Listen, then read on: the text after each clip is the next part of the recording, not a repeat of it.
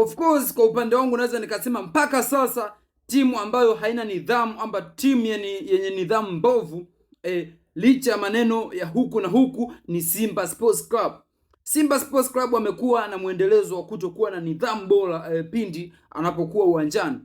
Ukitazama red card zote ambazo Simba Sports Club wamepata, ukirejelea mchezo wa kwanza David Kameta Duchu, unaona kabisa ni faulo ya makusudi. Maturity imekuwa kwa David Kameta Duchu. Hakuwa na utimamu na utayari kipindi yupo uwanjani, ni kama joto lilimpandia sana. Ukija mechi ya pili Ibrahim Jabbar, unaona ile ilikuwa ni clear red card makusudi, anampiga mwenzake kwa kiwiko. Lakini unakuja leo red card ya Anthony Mligo.